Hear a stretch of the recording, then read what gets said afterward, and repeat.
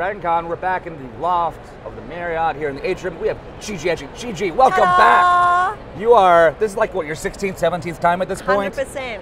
It's so great to have you. It's not a DragonCon unless I am here. That's true, and that's official. The convention can start now. Thank you so much. Babe, I'm so happy. I'm so happy. I love DragonCon. It's the most exciting experience for me because it's so refreshing to meet people that have supported me and helped me through my journey and believed in my passion as well. So it's so nice to interact with people that watch Farscape and Jim Henson's Creature Shop Challenge and some of the Australian shows I've done as well. So I love DragonCon. It's the perfect opportunity to get to that culture, to really just integrate and interact rather with 100%, everyone. So. And people are dressing up and they're having fun. And like I did an interview recently and they were kind of grilling conventions and I was like, conventions are absolutely superb. There's so much negativity and craziness going on in this world. It's so nice to come to a place where everyone is so positive and they're passionate and they're dressing up in great costumes and love it. Do you feel like you're obviously you had the stint in your own makeup and costumes, but have you gotten to the point yet where you're like, you know what, I'm going to put on the costume when you're here? Anything here? Considered it. I've absolutely considered it. Last year, I lost my husband, and he actually rode his 12-foot unicycle in the parade and juggled and did some crazy stuff. And he was so devastated because we'd just come from a wedding. He didn't have a costume, so he went out and he got a we call it Where's Wally, but I think you guys call it Where's Waldo. Waldo here, right. So he had the full, glasses and the beanie and everything. So yeah, but maybe he was actually a big hit at the Braves baseball game. Yes, we had him out there for that, so it was a lot of fun. He was a blast. I've brought him to the dark side. He's into the folds now, one of us. That's fantastic. Come to the uncharted territories. Never return. No, and then we live here just year round now. That's all. It's one giant year round party next year. Love it. Let's do it from here on in. All right, and we're locked and loaded. Sorry everyone, you're here now. Now, one of the things that I've loved about you personally being here, your energy, you're passionate, you're all about this show.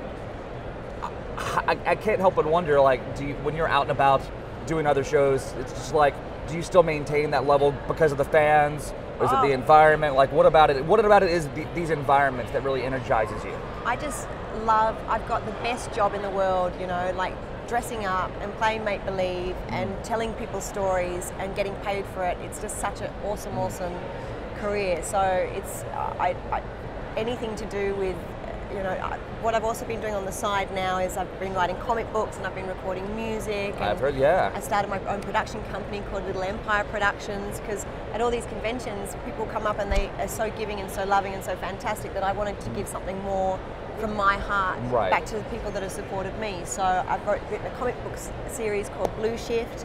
We're actually working on another comic book at the moment as well.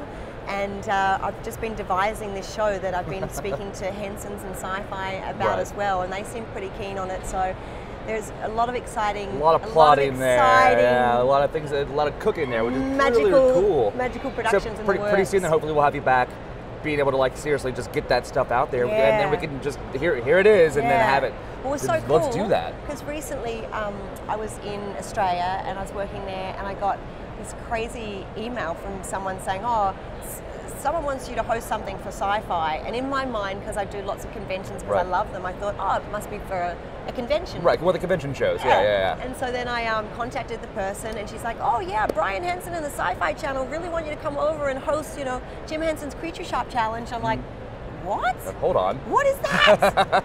And they said, yeah, I said, well, so tell me what is it? And they said it's 10 creature designers that compete for $50,000 and a year's contract to work full-time at the Jim Henson Creature Shop.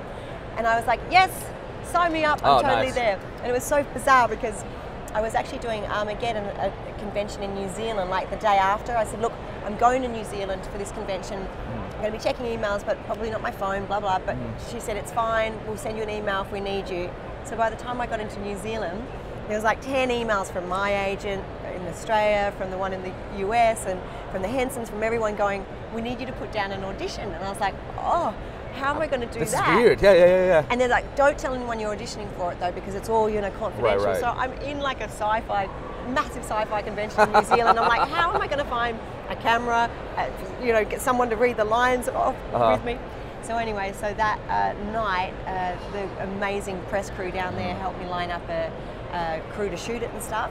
And I emailed it over to them, and then 2 days later, I didn't even have time to go back to Sydney to say goodbye to my husband or give my dog and cat a cuddle.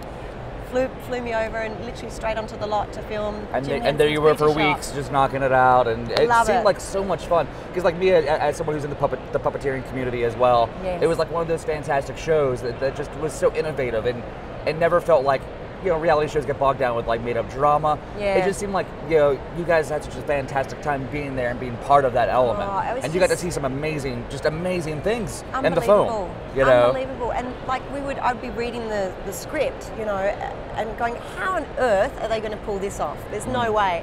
And then sure enough, every few days they'd come to the screen test with these absolutely amazing creatures. Yeah, and I would be like so into it. They're like, okay, you're gonna need to act more like a host and stop, like, not like a fangirl. Stop being the fangirl now. That's amazing. How does that work? Oh, you know, oh sorry. I would probably be in the same one. Like, oh wait, no, can I play with it now? Can I do that kind of deal? Can I get in there? So much fun. Yeah. And just I loved it. And so, thank you for being here, for being who you are, and just being amazing. Babe, it's my absolute pleasure. Thank you for inviting me back yet again. And if people want to follow my adventures and the new projects coming up, I've got a website. It's gigiedgely.com, and it's got a link to my Twitter and my Facebook there. All the social media goodness, all the good stuff, all the inside information. So tune in. Excellent. Well, thank you again so much for your time. No worries, Thank you, DragonCon. So thank you so much. Thank you. Thank you. Very proper there. Very proper. Bravo. Indeed.